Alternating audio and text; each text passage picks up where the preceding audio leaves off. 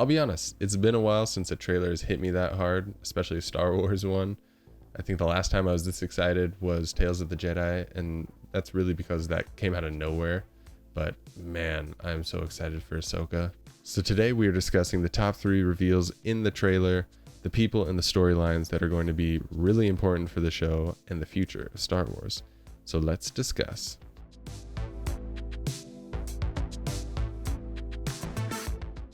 First up are the Dark Jedi Baylan and Shin.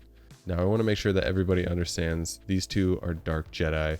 They are not Sith. I want to make that clear. I know that it can be kind of confusing based on their appearance and lightsabers. Now their lightsabers do in fact seem to be more blood orange than red. I don't know if that's just because of the type of lightsabers they're using on set, or could that be an actual nod to the fact that they aren't Sith? I think it's kind of interesting that they're more of like an orangish. But who are they? From what we know, Baylan was a former Jedi, maybe even a master who survived Order 66. Survivors have been popping up more and more. Personally, it doesn't bother me considering the size of the Jedi Order and the fact that the Jedi are extremely resourceful, but I understand this criticism. Either way, Baylan did survive and has turned to the path of the dark side, becoming what is known as a Dark Jedi. Now, a Dark Jedi is something that is discussed in Legends quite a bit. All that you need to know is that they are skilled at wielding the Force, but they don't fully grasp the dark side in the ways that a Sith can. A Sith Lord is able to maximize the dark side, to create Sith lightning, use alchemy, and boost their physical abilities beyond that of a Jedi Master. So Baylan is going to be very strong, and I'm sure he will be more than capable, however he is no Sith. Based on his lightsaber, which is supposed to be a heavier blade, more like a claymore, he will pose a serious threat for Ahsoka. But she also dueled Darth Vader, so, I mean, there's that. Regardless, I think he looks like a fantastic character, and I'm super curious to see him play out in the series. It's awesome to see more dark side users like him and his apprentice. And that brings me to Shin, who is a totally different story. From what we know, she is obviously his apprentice, and I don't know if she was a Padawan at the temple, or if Baylan discovered her later on. She's giving me big Darth Zana vibes, although I do want to make it clear that I don't think that she is Darth Zana, because that really wouldn't make any sense. Shin will be interesting because being a Dark Jedi will be something that she's known her whole life, and I could totally see her becoming conflicted after meeting Ahsoka, where Baylan wouldn't be conflicted, being older and more set in his ways.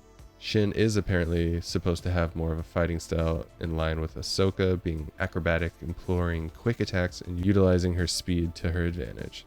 I love this dynamic between her and her master. It will be so much fun to watch them engage the New Republic forces and Ahsoka and Ezra.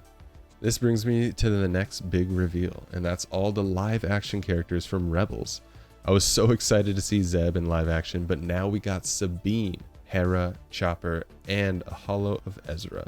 It's crazy to believe that Dave Filoni is even able to do this. Rebels is one of those series that deserves more love than it gets. I know a lot of people who have watched it understand what I'm talking about, but if you have not seen it, I really encourage you to do so. The show really has its ups and downs, and I understand the animation is kind of hard, but the highs of the show are really good, and I highly recommend it. You'll get over the animation after a few episodes, I promise. Now, how do these characters play into the show? I think they'll be kind of our link between Ahsoka and the New Republic. Hera did work with the Rebellion for a long time and has even helped establish the New Republic.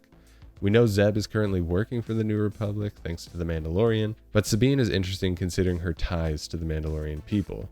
I wonder if that will play out with Din and his crew or not. Regardless, it seems that the Ghost crew will be working with Ahsoka again, and I'm thrilled. I can also nerd out and say that the thought of seeing the Ghost close up in live action gives me chills. Like, we saw it in Rogue One, but it was kind of at a distance. So to see it up close would be so cool.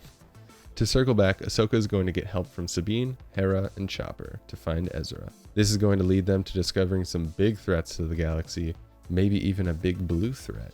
That big blue threat, of course, is Thrawn. Now, I think we all just need to take a moment and just let that sink in. Thrawn is in live action. It's pretty fantastic. He's easily one of the greatest fictional villains, in my opinion. But what is Thrawn doing in this show specifically? I'll tell you what, he's gonna burn it all down. Not really though. Instead, he's going to be out in what's known as the New Beyond, a term we really haven't heard in Star Wars. unlike the unknown regions or wild space. The New Beyond is apparently outside of the Star Wars galaxy, and to get there you need a special ship. And Thrawn seems to have a fancy new ship thanks to Morgan Elsbeth and her strip mining of the planet Corvus. What's really interesting is he will be coordinating with the Imperial Remnant to bring a war to the New Republic, believing that he is in fact the heir to the Empire, as Ahsoka plainly puts it in the trailer. I think this is curious because he clearly made contact with the Imperial Warlords sometime after his disappearance and the fall of the Empire. How he plans on coordinating everything is up to speculation, but considering how much of an expert he is on military tactics, well, it's gonna be interesting. All I know is Ahsoka's gonna be a big thorn in his side. Her persistence and determination to hunt him down is gonna upset him. But to reorganize all my ramblings, how do I think this will work? I see the Ahsoka show playing out with her and the Ghost Crew working on finding a way into the New Beyond. Morgan Elsbeth and her 2 Dark Jedi will definitely try and stop this plan, and I'm not sure how the New Republic gets involved, but it's clear that Hera is going to be a big part of convincing them. But of course, Ahsoka and her team will learn of a way to enter the New Beyond, and I'm curious if this will involve the world between worlds, because that apparently plays a major role in this season, with reports stating that Ahsoka will witness the duel between Obi-Wan and Anakin on Mustafar. A lot of speculation, a lot of discussing, and frankly just a lot of information coming out of Star Wars Celebration.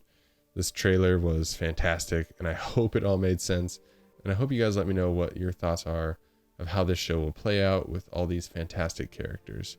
I'm so excited to see Thrawn in live action, and knowing that he'll be played by Lars Mikkelsen just makes it that much better. If you haven't already subscribed, please do, and like this video if you enjoyed the discussion.